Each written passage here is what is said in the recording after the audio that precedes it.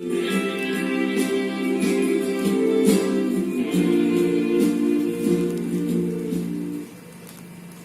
clip, let us discuss the parameters of the photovoltaic cell. For this, let us have the model of the PV cell. This is the equivalent circuit model of the PV cell. We have the IP, the photocurrent, the diode part, the shunt non-ideality, and the series non-ideality coming here. And these are the terminal voltages and the currents of the PV cell. Let us have in place the IV characteristic of the PV cell too. We will need this for our discussion now. Let me put down for you the terminal current model of the PV cell that we discussed and developed in the last clip. So we now have the terminal current model of the PV cell also written down here. Now looking at the IV characteristic, there are three significant points in the IV characteristic. We will discuss all these three significant points one by one. The first point is at the intersection here. So let me mark that. So this is one point that we need to discuss, and I will call this as the short circuit point. Shortly you will know why it is so. I will call this one as ISC, I short circuit. Now this is origin 0. You will see that this point is an intercept on the y-axis when the voltage V is equal to 0, which means the terminal voltage is short circuited. It apparently would mean that the terminal voltage has been shorted like this. So under such conditions, you will get this ISC point, which would mean that for this particular significant point, V is equal to 0, I is equal to ISC.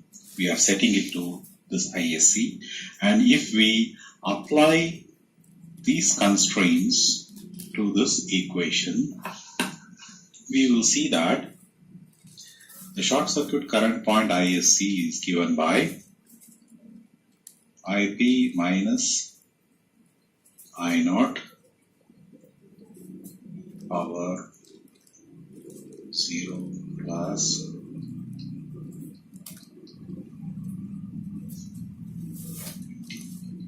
minus 1 minus. So this is the equation after having substituted V is equal to 0 and I is equal to ISC, the terminal currents. Now we have the further constraint that RS is very, very small compared to the shunt, and ISC RS is tending towards 0. It's a very small value of RS being very negligible.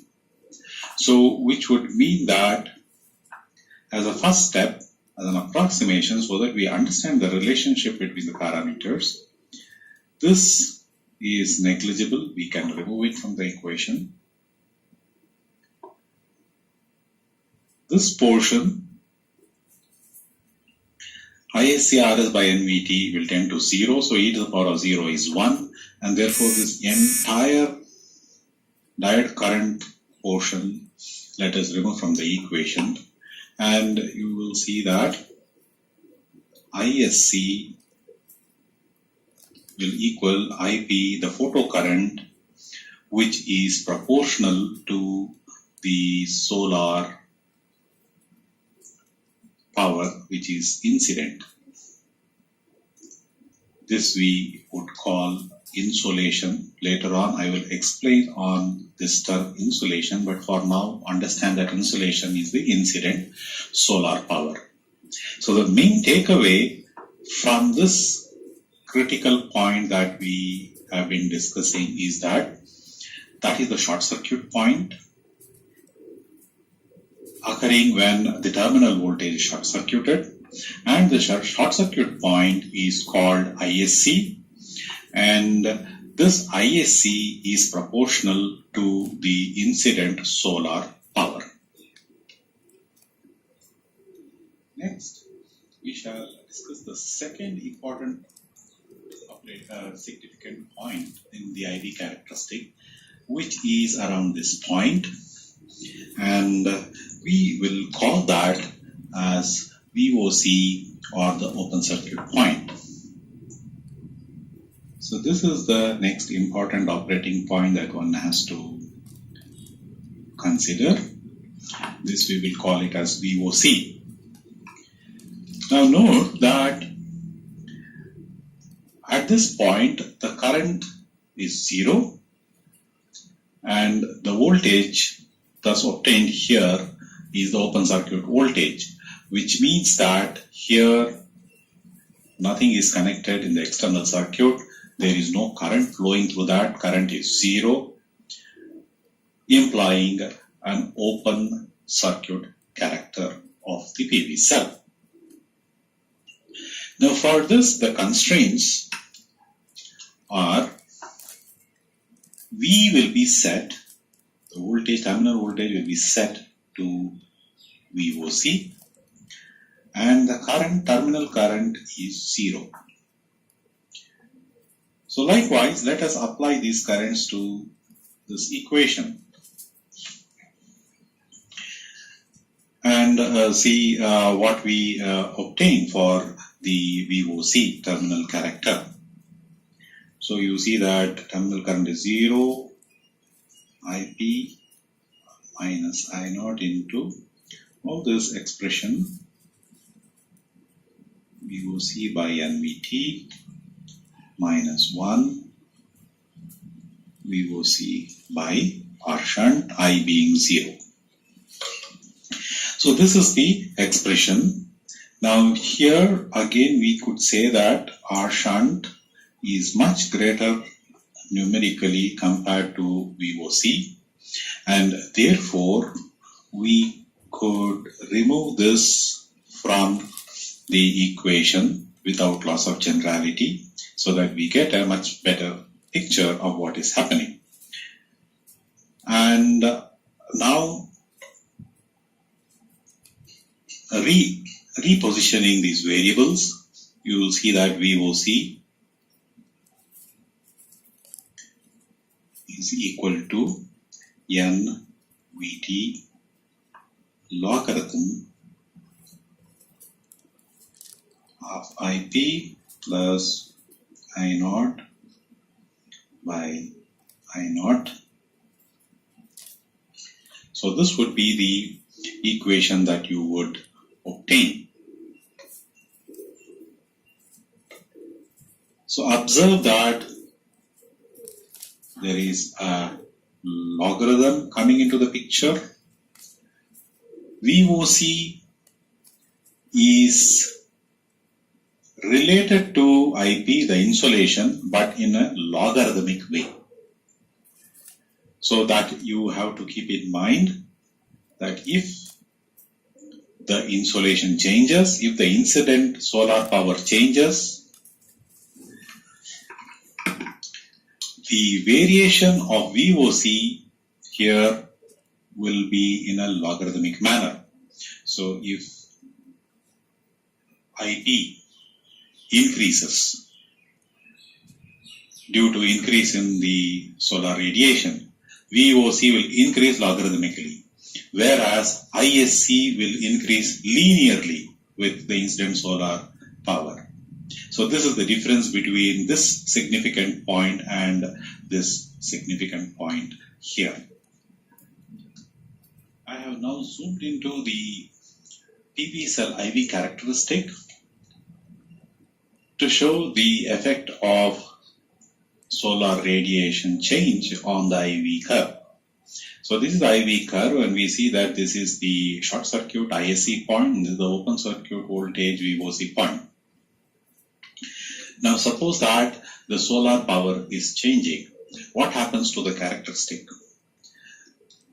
If you take the readings of the IV curve at a different solar incident power, you will see something like that.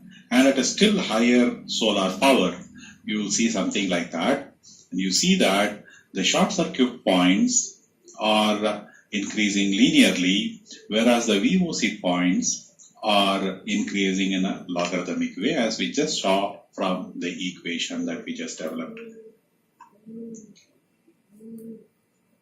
There is another important significant point related to IV characteristic. This significant point relates to the maximum power that can be transferred from the PV cell. Consider this IV curve, and let us retain the same x-axis, that is, let it be the voltage axis. The y-axis, we can include even the variable power variable P, which is the product of V and I. Consider, for example, this point, the origin, where I is equal to 0 and V is equal to 0. So there will be a power point, which is P is equal to Vi 0. And at this point, P is VOC into I, which is 0. And therefore, power is 0 again here. So somewhere in between, current will be non-zero, voltage will be non-zero, and you will get a hill type of curve. So if you look at the power curve, it will be something like this, having plotted this power curve using P is equal to Vi. Now this power curve is having a maximum at this point, and let us denote it by PM, the max power that the photovoltaic cell can generate. Now if you look at the projection of the max power point onto the IV characteristic, you'll see that somewhere at this point it will intersect the IV characteristic, and we shall call that voltage corresponding to that maximum power point as Vm, and the current corresponding to the IV point as Im. And this point we shall call as the peak power operating point. So this is the point that is very important in the choice and selection of the PV cells too. And we would like also to operate the PV cell at this operating point, which means even the electronics, the electronic load to the PV cell should behave in such a manner that the PV cell is most of the time operating in this region, where it is capable of delivering the max power from the PV cell and thereby utilizing it to the fullest.